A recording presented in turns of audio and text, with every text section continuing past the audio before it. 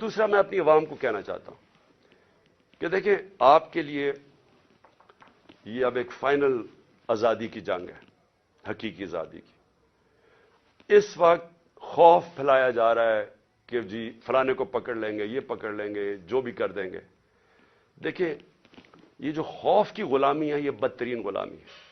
سارے دنیا کے فرعون جو آئے ہیں وہ خوف کی وجہ سے لوگوں کو غلام بناتے تھے، اور جب بھی خوف کا بت ٹوٹتا تھا لوگ آزاد ہو جاتے تھے۔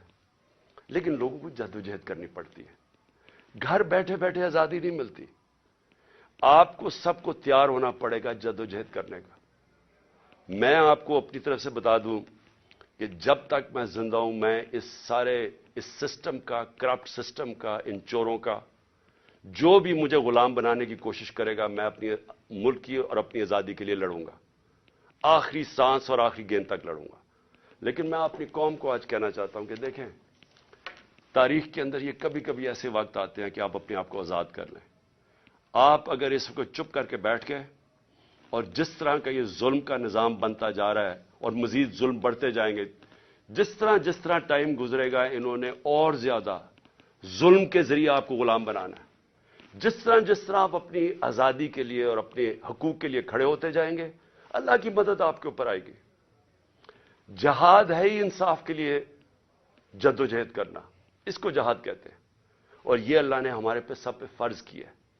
تو میں یہاں آپ سب کو آج اپیل کر رہا ہوں آپ کے لیے کہ آپ نے آنے والے دنوں میں جس طرح کہ یہ ہمیں کوشش کر رہے ہیں کہ عوام کی آواز بند کرنے کی، ہمیں غلام بنانے کی، آپ نے جدوجہد کے لیے تیار رہنا ہے۔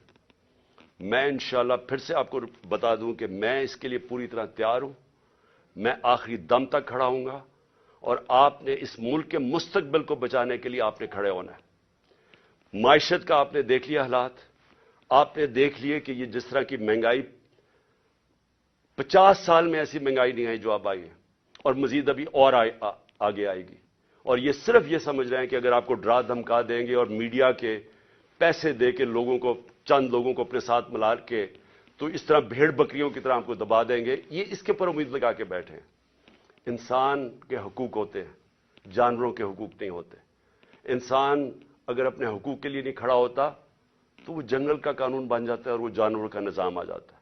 تو مجھے امید ہے کہ آپ تیار رہیں۔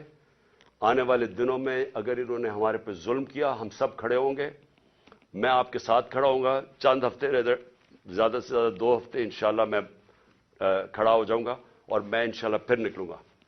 پاکستان زندہ باد۔